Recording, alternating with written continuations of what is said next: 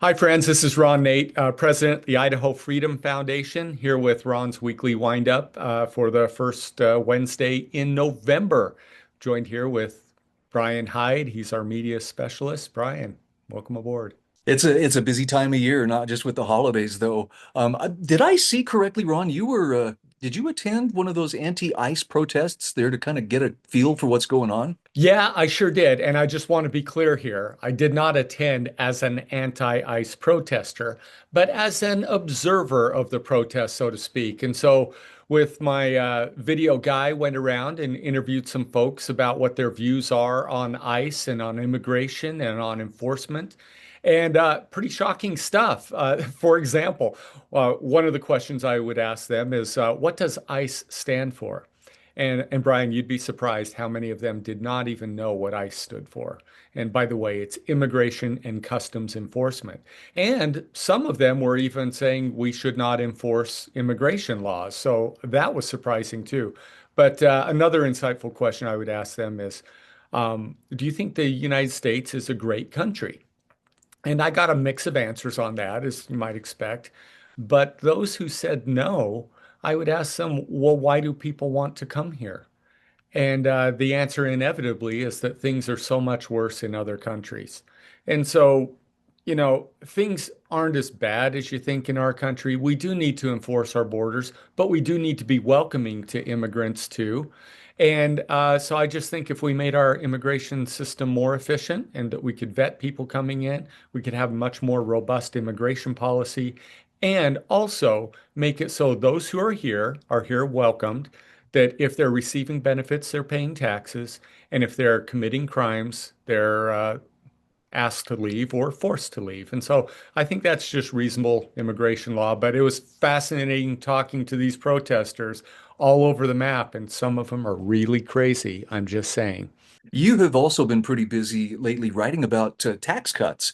Talk to me about why it's time and why we need to push now. Yeah, briefly, last week, what you should do is go to idahofreedom.org and you can look at our last research articles. I did a series on tax cut proposals that IFF will be pushing in the next legislative session. Number one, first and foremost, we've talked about this a lot, repealing the tax on groceries. Idaho should join the 46 other states who do not fully tax groceries. It's kind of ridiculous that Idaho still does. Tax credit or not, we should have no tax on groceries, no complicated system to get a credit. Number two, we could be the first state in the nation to get rid of property taxes if we just had the political will. I know Florida's trying to get rid of property taxes, but we could do it. We could put the plan in place that in 6 or 7 years, if we dedicated state monies to reallocate money to local governments, we could get rid of the local property taxes and people could live in their homes and own their homes and not rent them from government. Uh, Short of that, if we're not going to get rid of property taxes, we ought to get rid of the income tax. We don't need three, four, five levels of taxes. So we could instead put a plan in place to get rid of the income tax within 4 or 5 years and let people keep all of what they earn. But we should be bold. Government grows way too much. Looking at the government growth of the last 5 years, there's been more than enough increase in tax collections to offset one or several of those big three taxes. Isn't it interesting, Ron, how people will fight though to defend, well, the government needs that money and they really, and I just wonder, why don't they have that same concern for the taxpayers who are struggling right now? Exactly. When I talk about getting rid of the property tax, one of the first questions I get is how will we replace that revenue? Well, you don't replace the revenue, you stop spending so much. Nobody ever asks, how does the household replace the revenue they lose to government? More people need to be asking that, that we do harm families when we're overtaxing them. Let's talk about public school health insurance. My wife teaches, and I've actually heard her complain a number of times about some of the intricacies of this. But tell me why this is on your radar screen today. Well, Fred Birnbaum, we're just publishing an article today from him, and he did an analysis of putting public school teachers and public school employees on the state health insurance plan. This was proposed in the legislature by one of the big insurance legislators, Representative Furness out of Rigby, Idaho.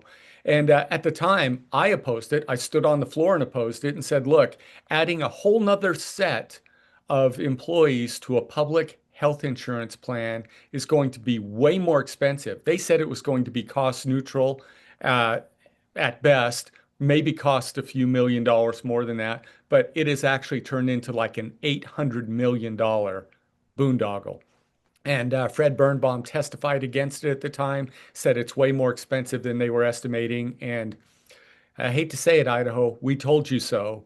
But now here we are stuck with a program that districts were providing health insurance before, but now being part of the health insurance plan is turned into a real cost mess. I know that Rachel Hazlip with the Idaho Freedom Foundation has recently written about a case of election intimidation in southern Idaho. And I guess if you ever wanted to make the case that there's no such thing as an off-year election, this would probably be a good example of that. Absolutely. A guy had signs in his yard saying, he felt he was overtaxed. And so when the school district proposed a new levy, he chose to vote no. And he put a sign in his yard, vote no on the levy. They have enough money or whatever. Well, he gets a note on his door, unsigned, which is the sign of somebody without courage, I guess. And the note just basically said, "You've been in our community a long time. You run a business here. We and others have frequented your business, and your kids have gone to schools, and now you're voting no on the levy, and you're putting up these signs. Your business will pay the cost of that. You're not going to get any more business from us or any other people. We're going to make sure that, everyone goes somewhere else." So it's kind of like nice business you have here. It'd be a shame if something happened to it. And they said, if you want to vote no, just go ahead and vote no, but take the signs down. And I'm just like, man, is this America? And the left are the ones who accuse the conservatives of being fascist.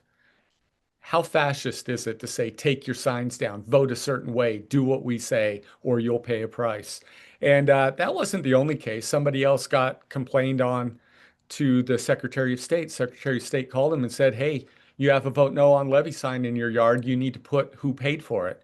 And the guy's like, I made it myself. I printed it myself. He goes, well, you have to have paid for it. I'm like, it's on private property. But that is, the law was being misstated to this gentleman, and so he shouldn't feel intimidated by our own Secretary of State, even. Is there likely to be some follow-up on that, either a clarification of state policy or I don't know. I mean, I'm not encouraging lawsuits, but that doesn't seem like something we should just let slide. No, these local elections are super important. Your property taxes are largely decided by levy and bond elections and who you elect to local city governments. And so intimidation, especially at that level, is especially harmful. And it's so personal because people know each other in communities. And so we need to make sure that everyone's treated fairly. We will absolutely follow up on this. But that is some of the stuff that's been going on. The local elections, happening yesterday and all of this stuff with tax policy. And we're preparing to go into the legislative session loaded for bear to cut taxes, get government trimmed down, and get back on responsible fiscal footings again. And so it's very busy time here at the Freedom Foundation. Please visit us at idahofreedom.org. And I hope you enjoyed this latest episode of Ron's Weekly Windup.